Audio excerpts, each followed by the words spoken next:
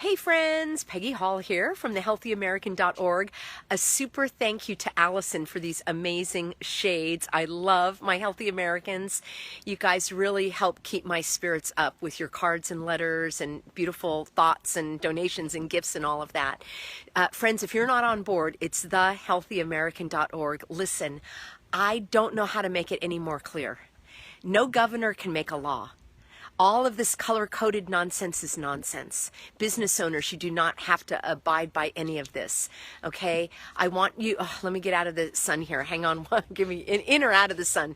Business owners, you do not need to abide by any of this nonsense. I had a jam-packed in-person live seminar showing business owners restaurants and yoga studios and gyms and preschools and nail salons and spas, and all of these places got the empowerment and the education that they need to stay open for good. It's called Open for Business.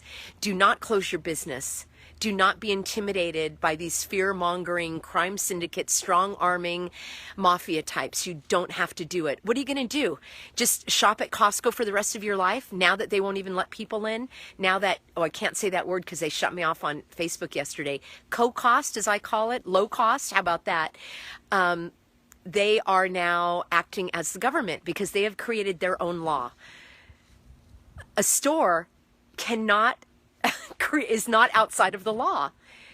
You can't have a store that says we have Fist Fight Fridays. You can't have a store that says we allow pickpocketing. You can't have a store, unless it's in Oregon, that says you have to snort a line of cocaine as a condition of entering. Listen, just as a store, including low cost, cannot deny somebody from coming in because they're wearing a turban as an expression of their religious freedom, or a yarmulke because of their expression of religious freedom. Imagine there's a store that says no hats allowed, but somebody comes in with their religious hat. They cannot deny entry, and they cannot require that person to take it off. Could they require a Sikh, S-I-K-H, someone of the Sikh faith, could this co-cost require them to remove their turban as a condition of entry? No, they can't. So how can they require me to veil my face, which is an affront to my religious liberty?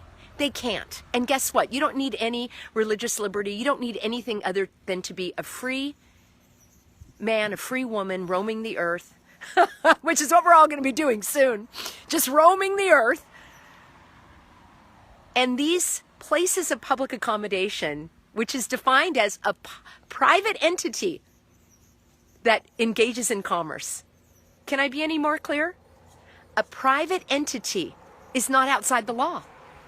You cannot have a private membership club where you come and you beat up Granny. And the sheriff's going to say, well, we can't do anything. You know, it's private property, private property. So that means somebody can come in a private property and break into my car because it's parked on private property. Is that what you're telling me, Sheriff? Is that what you're telling me? That you are not going to uphold the law if a crime is committed on private property? Oh, I got it now. Okay. So that means everybody can break into private homes because it's private property? Is that what you can do? You can break into someone's private home and steal their things, and the law enforcement won't do anything because it's private property. Is that at co-cost? Is that at Trader Joe's? Is that at Walmart? Is that what you're telling us? That your store policies now are the law. That you get to operate outside of the law. That the Constitution only applies to everyone except for membership stores. Right? Is that it? So no one has to abide by the Constitution, which gives me and you the right to life, which includes breathing. Right? The Constitution doesn't give us that right. I misspoke. The Constitution protects our God-given rights from the government tyranny. You know the definition of tyranny? Using power without authority. Yes, we have a tyrannical government and a tyrannical governor, alleged governor, and we have laws for a reason. Our country does not operate on a playbook. Our country does not operate on guidelines. Our country does not operate on suggestions. Our country, see, I'm already saying it, company, country, what's the difference? Right? Walmart's now the country. Walmart is now our legislative body. I guess the president of Walmart, Sam Walton, is that his name? Yes, I'm going to be frozen out of this feed again. Please join me, thehealthyamerican.org. You've got to get on the newsletter list before they take that away as well. Friends, the Thanksgiving feast is going to be on Thanksgiving. We are going to have 100 people, maybe more. I've invited the alleged governor, offering that, olive branch. And I want you to be there too, but the ticket sales end tomorrow, Friday at noon, so don't miss out. No, it's not vegan, and it's not, I don't know, it's just delicious comfort food, okay? And it's a fundraiser for the organization, and we hope that you will be there. We need to send a message to these tyrants. And as far as I'm concerned, I'm very hard line, okay? I'm very black and white. Very. There's truth and there's lies, okay? There's dark and there's light. There's right and wrong, and there's tyranny and freedom. And just as there's a line here on this sidewalk, I know what side of the line I'm on. I am never going to cross it. I am never going to comply. I will march it all the way to heaven, and I am willing to give my life, and I probably will. And I don't care. In fact, I care. I care so much that I'm willing to do it. I help thousands of businesses stay in business lawfully. Because if these businesses go, our whole way of American life goes. The small businesses are the economy of the United States. Once those go, and I hope people will understand, then it all is controlled by the government. Co-Cost and Walmart, those are government stores. Dig into it, all right? Dig into it. That's why they remained open. There are some chains, even some chains of restaurants that want to stay open. They're not under the government tyranny. I am doing everything I can to help them stay open. Friends, you have got to stand strong. Don't go to these places. Don't patronize them. Don't wear a mask unless you choose to. You don't have to do it.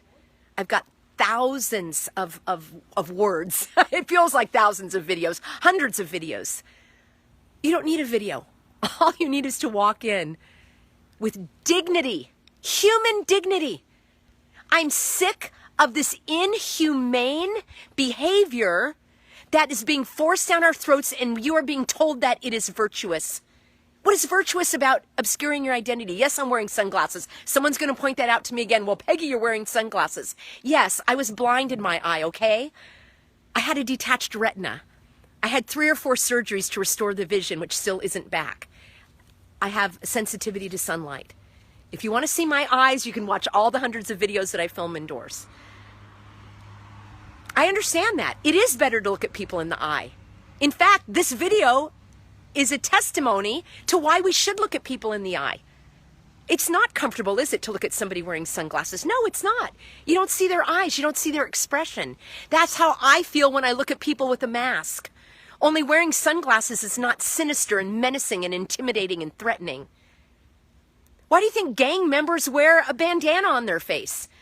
Why do robbers and burglars obscure their identity? Why do carjackers put on a hoodie and a ski mask? You think that's okay? You think it's okay to organize our society with a concealed identity? I'm not having it anymore. And I know there are many of you that are watching this that are wearing masks. I don't want to make waves. I do it for other people. Really? You're scaring other people by wearing a mask and you think that's okay? I was in the store the other day. I rarely go into the store. It harms my soul to see this concealed identity, this sinister, menacing feeling.